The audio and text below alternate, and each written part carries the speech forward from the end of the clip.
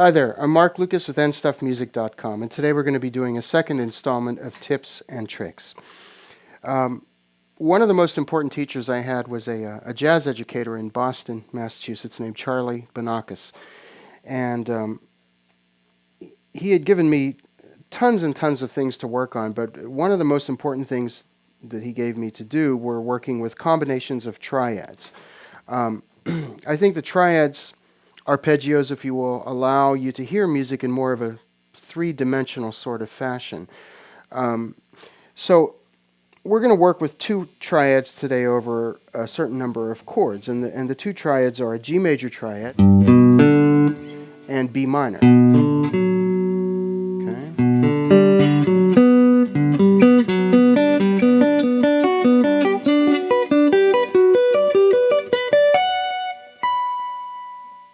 And the chords that we're going to be using are a G major 7 chord and all of its sort of incarnations, C major 7, or C major 9, that's sort of like an upper extension or an upper structure of that, E minor 7 of course, the next one A minor 11,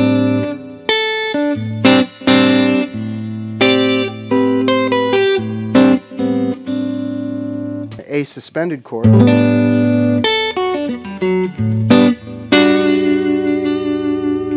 and a D suspended chord.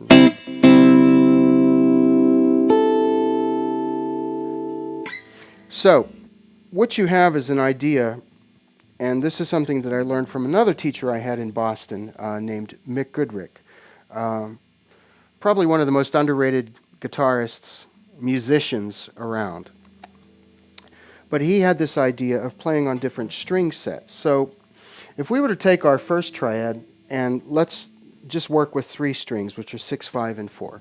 And we're going to play G major, B minor, G major, B minor, G major, B minor, all the way up and down, but only on those 3 strings. So you have something that sounds like...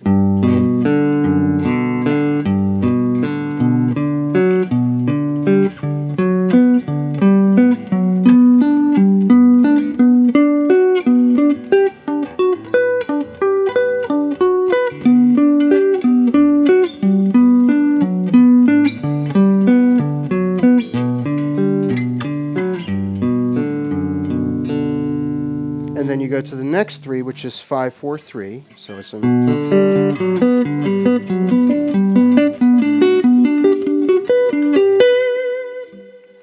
so on and so forth. Then 4, 3, and 2.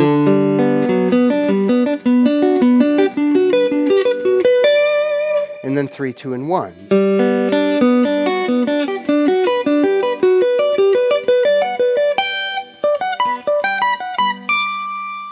Okay?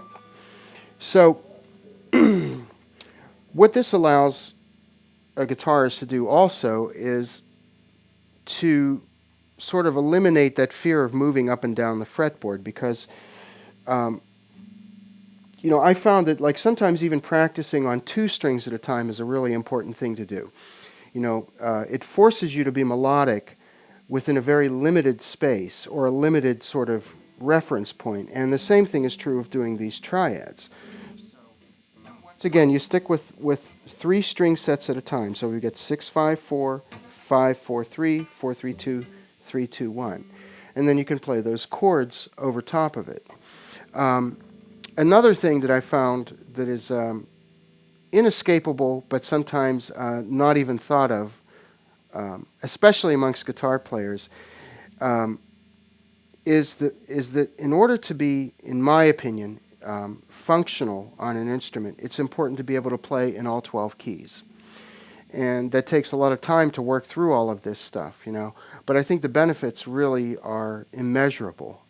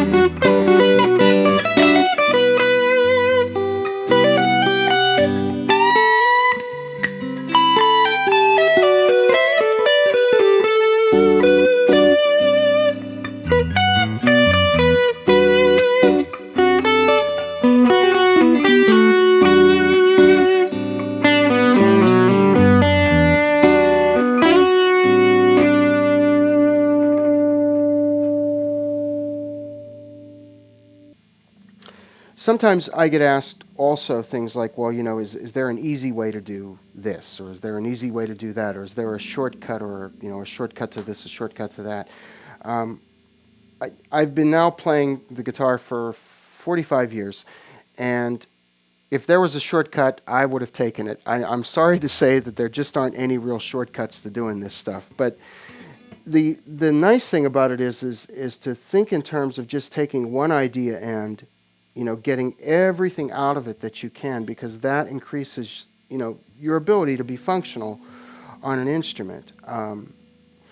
On the first tips and tricks that we did, we talked about just pentatonic scales and stuff, and that could be applied also, that you want to be able to play those in every key, because the more you do that, the less you're thinking in terms of key centers, and the more that you're thinking in terms of musical concepts, which is what the ideal and the ultimate goal is, I think. It's not so much about being a guitarist, it's about being a musician who plays the guitar. But anyways, so that's something that you can work on. Once again, the G major and the B minor over the chords that I mentioned. So we look forward to seeing you again on the next Tips and Tricks. My name is Mark Lucas for nstuffmusic.com. Thank you very much for coming to see us, and we always appreciate your business and your comments, and we look forward to hearing from you, and we look forward to seeing you soon again. So thank you.